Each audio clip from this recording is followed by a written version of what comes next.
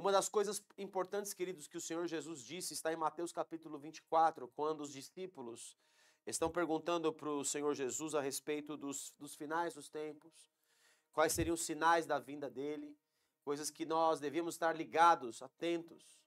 Há muitos sinais acontecendo nesse instante no mundo, assim como há muitas informações e há muitas vozes, como diz 1 Coríntios capítulo 14, nenhuma delas sem significado, todas elas têm um objetivo em si de ser. E eu preciso que você esteja ligado naquilo que é a voz do Espírito Santo, naquilo que é a voz de Deus. Nós temos acesso à internet, ouvimos muitas pregações, temos visto nesses dias se aproximar cada dia mais muitas apostasias, pessoas afastando da fé e afastando da fé por vários conceitos errados. Então eu estava falando aqui de Mateus 24, e um versículo que salta a minha atenção quando ele fala que os sinais da vinda dele seriam as guerras, os rumores de guerras. Temos guerras na Ucrânia, Rússia, temos guerra lá em Israel com o Hamas, outras ameaças de guerras de China com Taiwan. Enfim, queridos, Estados Unidos entrando, França entrando na Ucrânia. Nós estamos muito na iminência e na proximidade da terceira guerra mundial, muito possivelmente, porque o Apocalipse fala que quando os cavalos forem soltos, o cavalo vermelho, que é o segundo cavalo, no segundo selo, foi dado a ele tirar a paz da terra, e portanto tirar a paz da terra em termos de guerra. Depois vem peste e fome, decorrência da guerra, ou seja, haverá sim uma terceira guerra, só que essa guerra é a guerra derradeira, a guerra onde vai acabar tudo e onde o Senhor Jesus vai trazer o seu reino também. Mas no versículo 14, sem falar disso e sem alarmismo, né, porque não é nem esse o objetivo da palavra que eu vou pregar hoje, no versículo 14 diz: e será pregado este evangelho do reino por todo o mundo, para testemunho a todas as nações, então virá o fim. É necessário, queridos, que o evangelho do reino seja pregado. Hoje nós conhecemos muito, e não tem nenhum problema nisso, mas nós conhecemos muito o evangelho das boas novas. O evangelho de Jesus morreu por você, Jesus levou seus problemas na cruz, seus pecados na cruz, as maldições na cruz, e a gente prega muito, foi muito pregado, ventilado esse evangelho. Mas antes do Senhor Jesus se manifestar, era pregado o evangelho por João Batista, e o evangelho que era pregado por João Batista era o evangelho do arrependei-vos, porque o reino de Deus está próximo porque o reino desse reino está chegando, ele vem validar o caminho, ele vem preparar o caminho para que o rei desse reino chegasse. E então, quando João Batista morre, Jesus fala a mesma coisa: arrependei-vos porque é chegado agora, é chegado porque ele é o rei deste reino, é chegado o reino dos céus. E esse reino dos céus, ele tem várias características. E hoje eu vou falar de uma característica que é a mais importante, e que grande parte da igreja tem negligenciado essa característica do reino. Tem negligenciado por vários motivos. Tem negligenciado porque não crê nisso, tem negligenciado porque não conhece isso, porque não estuda isso, ou porque tem gente na internet que está pregando contra isso, que é uma característica do evangelho do reino. Mas note que no final dos tempos o evangelho do reino estaria sendo pregado. O evangelho que ele quer pregar não é o evangelho das boas novas, é o evangelho do reino dos céus. E o evangelho do reino dos céus tem que trazer algo, ele tem que trazer algo que ele não é que não cai no lugar comum. Ele não é mais uma filosofia. Ele não é mais uma palavra bonita. Ele não é uma palavra para competir ou ficar disputando palavras entre pessoas para ver quem tem razão. Esse não é o evangelho do reino. O Senhor Jesus não vem pregando este evangelho do reino. Quando ele começa o seu ministério, ele já começa o ministério com uma característica muito marcante. O Espírito do Senhor está sobre mim. Ele me ungiu para evangelizar o pobre, pôr em liberdade o oprimido, curar o quebrantado, dar vista aos cegos, apregoar o ano aceitável do Senhor. O evangelho do reino, ele vem com poder. Essa é a característica do evangelho do reino. E muitos têm pregado contra esse poder, dizendo que esse poder, mesmo dentro da igreja cristã, dizendo que esse poder era para a época dos apóstolos, era para a época de Jesus, e enfim, que não existe, não haverá um avivamento, um monte de falácia, um monte de bobagem, porque o evangelho do reino consiste no evangelho de poder, querido. Eu, quando me converti, Deus, o Espírito Santo já começou a me chamar para o poder de Deus. O Espírito Santo começou a abrir os meus olhos para isso. Eu busquei isso até que isso fosse de fato ativado na minha vida. Mas qual é o problema? O problema é quando nós não cremos que isso pode ser ativado. E eu estou aqui nessa noite para tocar você, para desafiar você, para tirar você da sua zona de conforto em nome de Jesus. Note que o tema da mensagem é desafiando, ou acessando, desculpa, o sobrenatural. Estou querendo desafiar você, já estou falando desafiando. Acessando o sobrenatural. Então, eu queria que você abrisse agora em 1 Coríntios, capítulo de número 1, versículo 18, e nós vamos ver dois tipos de características muito presentes desde aquela época anterior ao Senhor Jesus e na época do Senhor Jesus, e presente até os dias de hoje. Nós vamos ver que só muda o formato, mas os problemas continuam sendo os mesmos. E a questão de se levantar contra aquilo que é o evangelho do reino continua a mesma. Então veja, em 1 Coríntios capítulo 1, versículo 18, diz: certamente a palavra da cruz é loucura para os que se perdem. Falar que alguém morreu numa cruz para levar meu pecado, minha dor, minhas enfermidades, meus problemas. Falar para alguém que ele pode ser curado, liberto, transformado, a vida dele pode mudar pelo poder dessa cruz. Parece uma loucura. Parece uma loucura para as pessoas que estão no mundo. E às vezes parece uma loucura para muito crente. Queridos, quantos crentes que não conhecem o poder de Deus, e eu vejo vivendo uma vida medíocre espiritual, vivendo uma vida aquém daquilo que Deus quer que essas pessoas vivam. Os que se perdem, mas para nós que somos salvos, é o poder de Deus. A cruz de Cristo é o poder de Deus. Pois está escrito: destruirei a sabedoria dos sábios e aniquilarei a inteligência dos instruídos. Porque as pessoas se inculcam, queridos, por sábios. E então eles não podem crer em Deus, não podem crer no poder de Deus, não podem crer no poder da cruz. A cruz se torna uma loucura. Como que alguém que morre, como que alguém que aparentemente é derrotado pode ter algum poder? É isso que o mundo pensa, dessa forma que o mundo age. É por isso que no versículo do capítulo 2, versículos 7 e 8, diz assim: mas falamos a sabedoria de Deus em mistério, outrora oculta, a qual Deus preordenou desde a eternidade para a nossa glória. Sabedoria essa que nenhum dos poderosos deste século conheceu. Porque se a tivessem conhecido, jamais teriam crucificado o Senhor da glória. Por isso que a cruz é uma loucura. Os poderosos achavam que estavam derrotando o reino de Deus, ou melhor, derrotando o rei deste reino, e cravam ele numa cruz. Nessa cruz ele é cravado por romanos, que lavam as mãos, como Pilatos, e é cravado por aqueles para quem ele veio. Veio para o que era seu, mas os seus não o receberam, o seu povo. O seu povo que tinha um problema, que ele manifestava os seus sinais, mas o povo não via os seus sinais, não vivia os seus sinais, não respeitava o seu poder. Da mesma maneira, hoje, queridos, muitos não respeitam o poder de Deus, não vivem o poder de Deus. Caem em debates, em falácias, em sabedoria humana e se inculcam por sábios, trazem sabedoria do mundo, filosofia para dentro do reino de Deus. E Deus, a sabedoria do reino não tem nada a ver com a sabedoria do homem. Ela é infinitamente superior. A sabedoria de Deus, versículo 25 do capítulo 1, fala assim: porque a loucura de Deus é mais sábia do que os homens, e a fraqueza de Deus é mais forte do que os homens. Os caminhos de Deus são mais altos que os nossos caminhos, os pensamentos de Deus mais altos que os nossos pensamentos. Mas voltando no versículo 19, agora você está entendendo um pouco do que eu estou dizendo, porque no 19 diz: pois está escrito, destruirei a sabedoria dos sábios e aniquilarei a inteligência dos instruídos. E ele pergunta: onde está, ó sábio? Onde o escriba?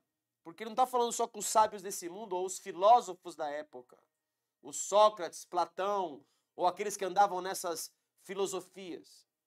Ele está falando com o escriba também, os sábios do reino. aqueles que deveriam ter reconhecido o Senhor Jesus, mas não estavam reconhecendo. Aqueles que tinham na mão a chave da ciência, mas não entravam no reino, a Bíblia diz.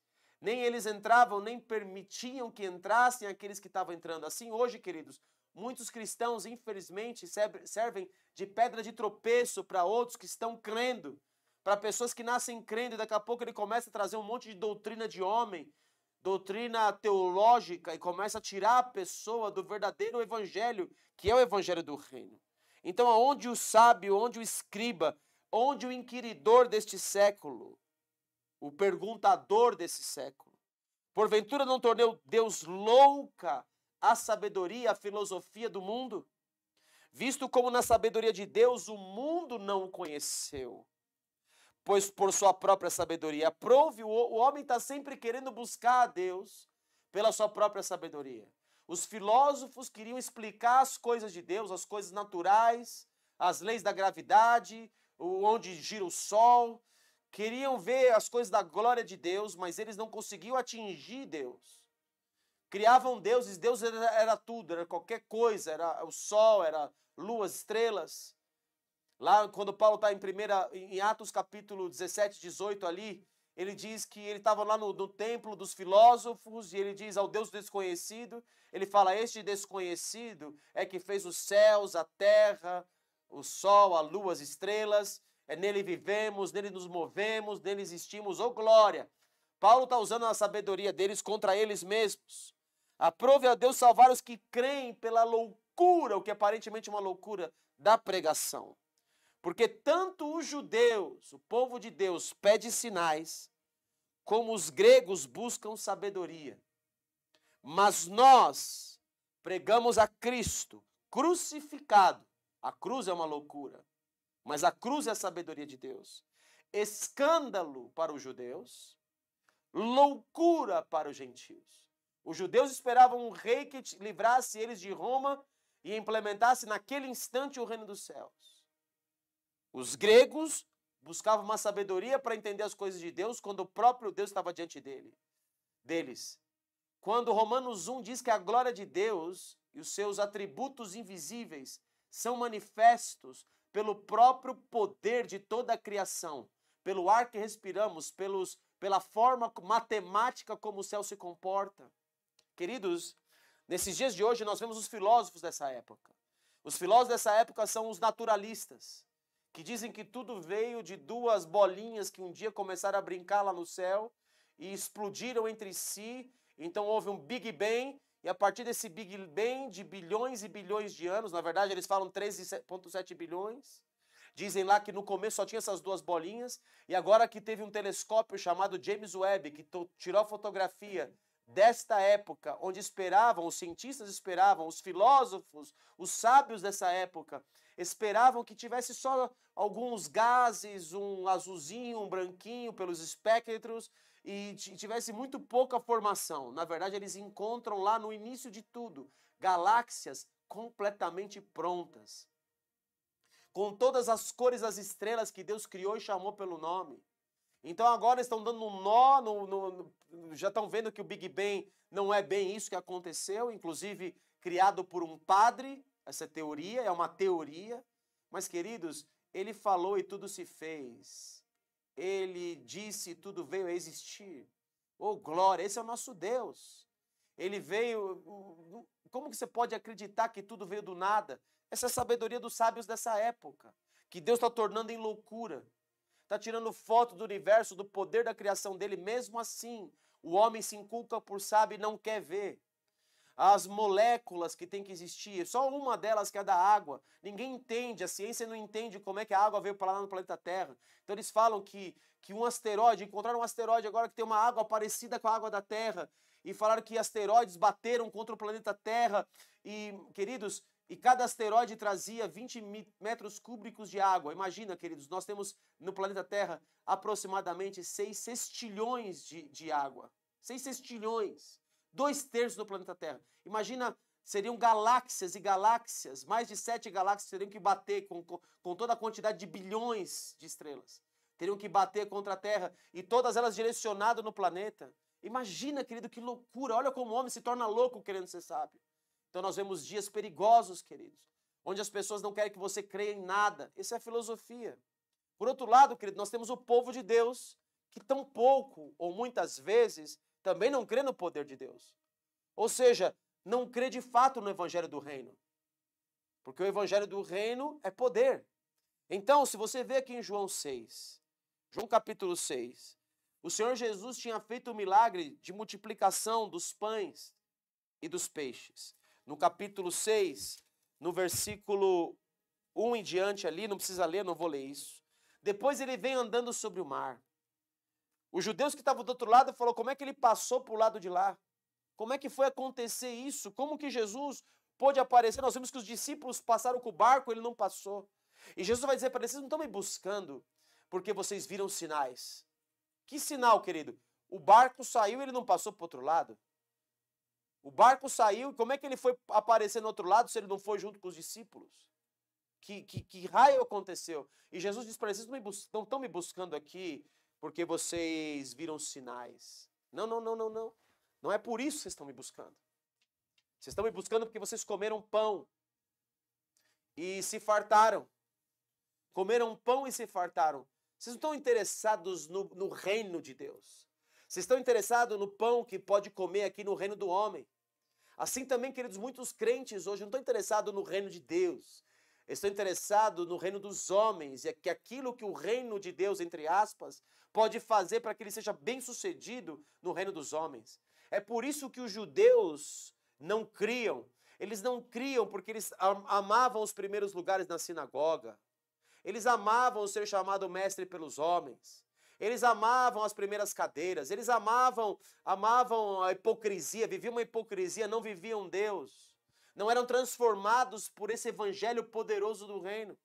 E depois de ver multiplicar pão, Jesus andar sobre as águas, aqui no versículo 30, vão falar para o Senhor Jesus, olha que absurdo, queridos.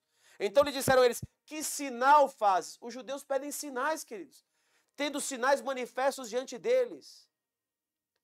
Queridos, quantos dentro da igreja hoje têm visto sinais e têm permanecido do mesmo jeito que estão, como esses que depois vão mandar crucificar Jesus? Vão dizer que o rei deles é César, porque eles amavam os seus lugares e as suas posições, não entravam no reino e não permitiam que as pessoas que estavam vindo entrassem. Por isso, queridos, os gregos pedem sinais, os gregos buscam sabedoria, e os judeus pedem sinais. E voltando no 1 Coríntios capítulo 1, versículo 22, tanto os judeus pedem sinais, como os gregos buscam sabedoria, mas nós pregamos a Cristo crucificado, escândalo para os que pedem sinais, porque como é que pode morrer o rei do universo? Loucura para os gentios, para os gregos, para os sábios, mas para os que foram chamados, tanto judeus como gregos, eu e você, que fomos chamados, pregamos a Cristo, poder de Deus e sabedoria de Deus, aleluia. Porque a loucura de Deus é mais sábia do que os homens e a fraqueza de Deus é mais forte do que os homens. Nós pregamos o poder de Deus. No capítulo 2, Paulo diz, e foi em fraqueza, versículo 3, temor e grande temor que eu estive entre vós. A minha palavra e a minha pregação não consistiram em linguagem persuasiva de sabedoria, mas em demonstração do Espírito e de poder, para que a vossa fé não se apoiasse na sabedoria humana, em discussões teológicas, em agnósticos gospel, em pastores que não vivem o evangelho do reino, ou pessoas que não vivem o evangelho do reino. Por isso, muito cuidado com o que você ouve. Tem homens aí pregando que não haverá avivamento. Não se apoiasse em sabedoria humana, e sim no poder de Deus. O evangelho do reino é poder, querido. É poder e glória. É poder que glorifica o nome. São sinais que apontam que há um reino dos céus. Aleluia. No evangelho do reino, se anda sobre as águas, se contraria a lei da física, querido. Da onde densidade é massa sobre volume. ou um corpo mais massivo afunda, uma bola de chumbo afunda na água, um homem afunda na água, mas o meu Senhor e o seu Senhor tanto anda sobre as águas, quanto em cima da palavra dele que governa sobre tudo aqui, o seu discípulo Pedro anda sobre as águas. O evangelho do reino é poder, queridos. No capítulo 4 diz aqui, versículo 17, por esta causa vos mandei Timóteo, que é meu filho amado e fiel no Senhor, o qual vos lembrará os meus caminhos em Cristo Jesus, como por toda parte ensino em cada igreja. Alguns se ensoberbeceram, como se eu não tivesse de ir ter convosco, mas em breve irei visitar-vos, se o Senhor quiser, e então conhecerei não a palavra, a filosofia, gospel, o conhecimento teológico, mas o poder dos ensoberbecidos. Por quê? Porque o reino de Deus consiste não em palavra, não em filosofia, ainda que seja gospel, mas em poder.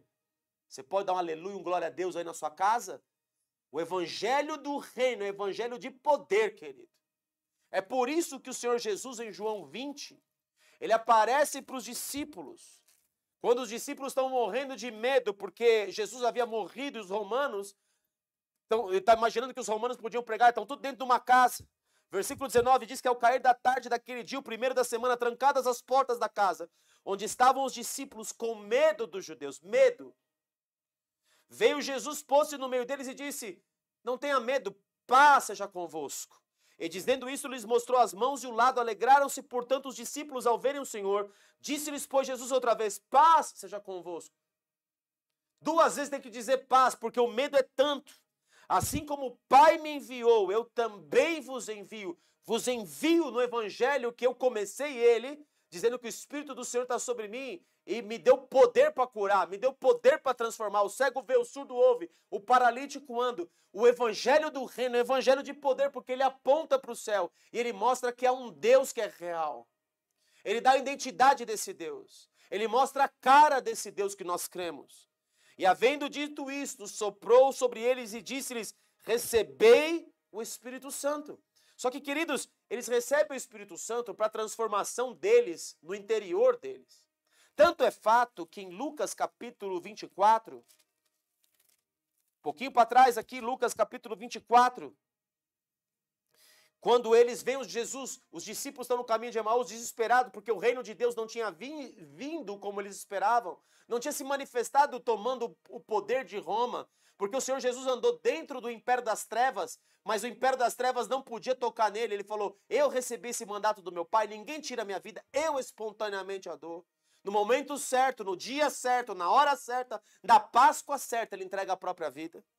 E versículo 44, depois de aparecer para os discípulos também no caminho de Emaús, a seguir Jesus lhe disse, são essas palavras que eu vos falei, estando ainda convosco, importava se cumprisse tudo o que de mim está escrito na lei de Moisés, nos profetas e nos salmos.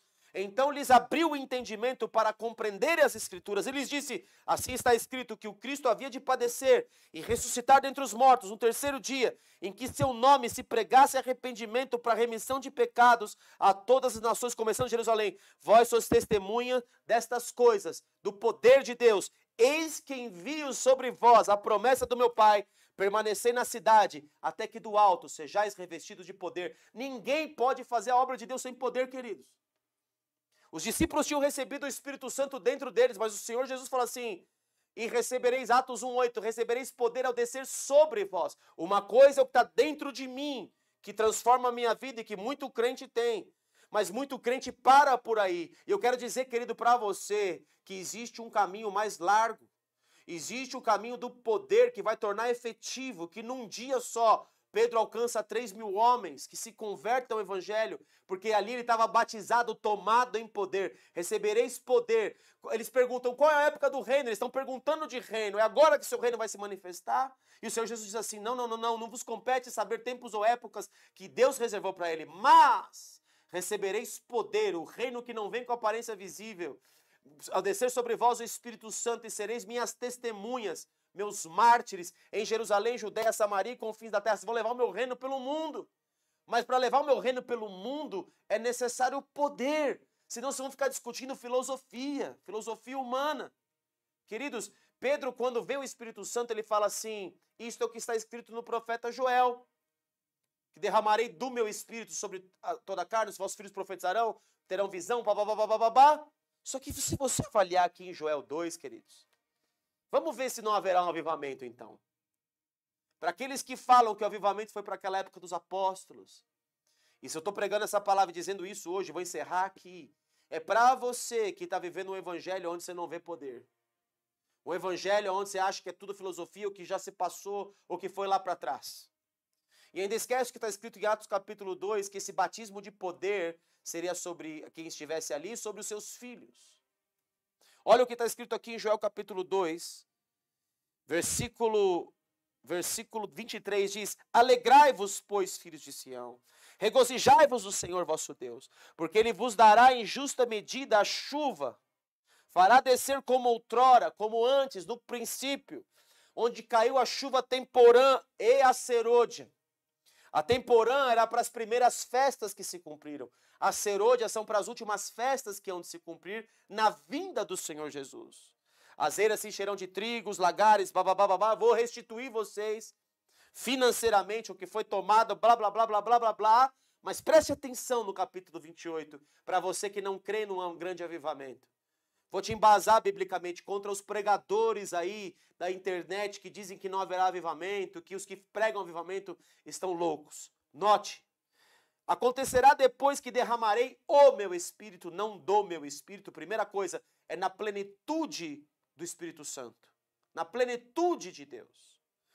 Derramarei a totalidade do meu Espírito Santo sobre toda a carne, não sobre alguns, não sobre 120 agora, sobre toda a carne. Vossos filhos e vossas filhas profetizarão, vossos velhos sonharão, vossos jovens terão visões. Até sobre os servos e servas derramarei o meu espírito naqueles dias. Mostrarei prodígios no céu e na terra.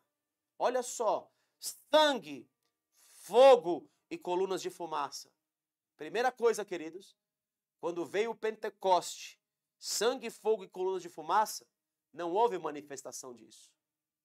E mais, agora o profeta Joel nos joga lá no Apocalipse, no 6º selo, no final dos tempos, o sol, e joga em Mateus 24, logo após a tribulação daqueles dias, o sol se converterá em trevas e a lua em sangue, antes que venha o grande e terrível dia do Senhor.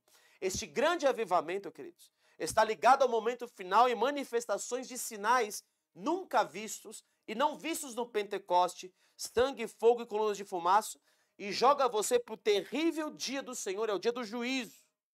E acontecerá que todo aquele que invocar o nome do Senhor será salvo, porque no monte Sião, em Jerusalém, estarão os que forem salvos, como o Senhor prometeu, e entre os sobreviventes, aqueles que o Senhor chamar. Oh, glória a Deus!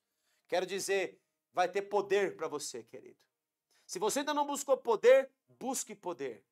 Eu busquei e falei, Senhor, seu evangelho não é para eu viver um evangelho de poder e eu creio na tua palavra como ela é, então não me vale a pena viver. Eu buscava em jejuns e orações, vou te contar uma experiência pessoal. Eu fiz 40 dias de jejum buscando o poder de Deus de Pentecoste. Eu falei, Senhor, derrama o Pentecoste sobre a minha vida. Derrama o teu Pentecoste, o teu poder, deixa eu sentir o teu poder. Eu creio no teu poder. Eu creio que o seu poder é o mesmo e que o Senhor é o mesmo ontem, hoje e eternamente. No 40º dia eu estou ajoelhado na borda da cama, com um ventilador de teto em cima de mim desligado. Eu estou entregando, falando, Senhor, eu recebo aqui o que eu vim buscar do Senhor, o poder de Deus.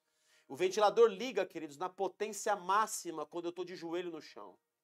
E eu já ia repreender quando veio uma voz no meu espírito e disse, de repente veio do alto um som como de um vento impetuoso e encheu o lugar onde estavam reunidos. Deus estava falando, eu estou selando a tua busca, filho. Eu estou selando o poder que você veio buscar em mim. Queridos, eu busco aquele poder e eu ando no poder. Eu vejo cego ver, surdo ouvir, paralítico andar, todas as pessoas serem curadas no lugar como o meu Senhor Jesus fazia e Ele continua fazendo e tudo para a glória dEle. Mas o evangelho do reino que eu prego, querido, que você tem que pregar, é um evangelho de poder. O mundo está ansiando pela revelação dos filhos ruios, maduros de Deus. E não pessoas que ficam discutindo filosofia ou discutindo com filósofo, entrando em debates que não levam nada a lugar nenhum. Quero dizer a você, querido, em nome do Senhor Jesus, tem pessoas que em 2 Timóteo capítulo 3, versículo 5, que ela tem aparência de piedade, nega-lhe, entretanto, o poder. O meu Deus e o seu Deus é um Deus de poder. E esse evangelho de poder do reino tem que ser pregado nas nações para que venha ao fim. Que nós sejamos habilitados no evangelho do reino, queridos, o evangelho de poder. No nome santo de Jesus é que eu estou orando por você e pedindo isso para Deus. Vou orar por você nesse instante. Para você que crê, para você que quer. Porque como no tempo de Jesus muitos viam os sinais, mesmo assim não se convertiam. Mas eu declaro que aqui em nome de Jesus está acabado isso. Em nome de Jesus pessoas vão começar a ter uma sede pelo poder. Não poder para que você seja reconhecido, mas o poder que glorifica o nome dele e aponta para o reino dele. Quero declarar isso sobre a sua vida. Pai, no nome de Jesus, eu declaro pessoas despertadas, para andarem no poder de Deus. Eu declaro, Pai, que não mais um evangelho simplesmente de boas novas, mas um evangelho que traz glória, que traz poder, que é incontestável, que manifesta os sinais do teu reino, que mostra que a tua palavra tem governo e controle sobre tudo aqui nessa terra, que mostra que que a nossa vida só pode ser ceifada, tirada, quando o Senhor, nosso Deus, permitir. Porque cada um dos nossos dias estão contados por ti, a tua palavra é que é poderosa. Aliás, a tua palavra governa sobre tudo que foi criado. Pela tua palavra tudo veio a existir, Senhor. Por isso eu quero declarar que acessar o sobrenatural é acessar o seu poder. É manifestar o seu poder. É ser testemunha real de que é um reino real, de que Jesus, que o Evangelho da Cruz diz, que ele morreu pelas suas enfermidades, ele ressuscitou para que você fosse livre delas. Que diz que a sua vida pode ser transformada, que o seu pecado pode ser tirado, que você pode ter domínio sobre o seu corpo, sobre o seu pecado. E não simplesmente, somente já é muita coisa, mas ser batizado dentro de você e o Espírito Santo estar dentro de você para transformar o seu caráter. Mas muito mais do que isso. Ter uma vida real com Deus. Recebendo poder para que o evangelho avance nas nações de uma forma muito mais intensa, para que venha ao fim e para que antecipe os dias do nosso Senhor Jesus voltar. Que venha o evangelho do reino. Seja inaugurado na tua vida o evangelho do reino. Seja possuído pelo desejo do evangelho do reino, que não consiste em palavras, mas em poder. Eu declaro isso sobre a sua vida, declaro essa palavra entrando no seu lar e transformando a sua existência. Em nome do Senhor Jesus. Amém.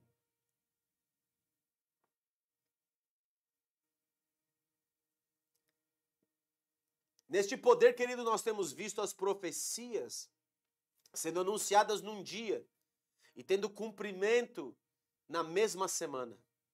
Temos visto os decretos do Altíssimo no dom da profecia se cumprirem. O dom da profecia é poder de Deus. É Deus transformando uma situação caótica, como Ele sempre faz, numa situação de verdade, numa situação de transformação, transformando situações, trabalhos, profetizado sobre vidas que não têm andado com Deus, de que elas andariam com Deus e você vê o cumprimento imediato de palavras, de situações. Queridos, em nome de Jesus, que olhos sejam abertos nessa noite. Eu oro para que olhos sejam abertos, para que estruturas sejam mudadas, para que conceitos e preconceitos sejam arrancados. Há um evangelho de poder que quer transformar a sua vida, mudar a tua história, mudar a tua vida completamente, mudar o teu ministério, tornar o seu ministério efetivo. Por sabedoria você poderia ganhar 10, mas por poder ganhar 3, 5 mil, 20 mil, milhões de pessoas. Eu quero declarar que o evangelho de poder está sendo liberado, o evangelho do reino, Pai amado, Pai querido, louvado seja o seu nome nessa noite. Desperta o que dorme. Eu estou vendo pessoas sendo eletrificadas pelo poder de Deus, sendo tomadas pelo poder de Deus. o seu corpo respondendo ao toque do Espírito Santo. Nesse instante mesmo, pessoas sentindo frio no corpo, outras sentindo um calor intenso. É o poder do Espírito Santo tocando você aí, através das linhas da internet, tocando a sua vida aí, chacoalhando você, mexendo com a sua estrutura, chamando você para buscar mais dele. Tornando você uma testemunha de Cristo. Tornando você alguém que experimenta o reino dos céus. Eu estou vendo o reino dos céus aberto. Dimensões abertas. Querido, já vi a olho nu dimensão. Já vi como eu estou vendo aqui, a tridimensional, estou vendo o reverendo aqui. Eu já vi o outro reino do meu lado aqui que governa sobre esse reino. Eu estou dizendo a você, queridos, o reino de Deus é real. O reino de Deus é palpável. O reino de Deus governa. As outras dimensões governam sobre essa dimensão aqui que nós estamos. Oh, glórias!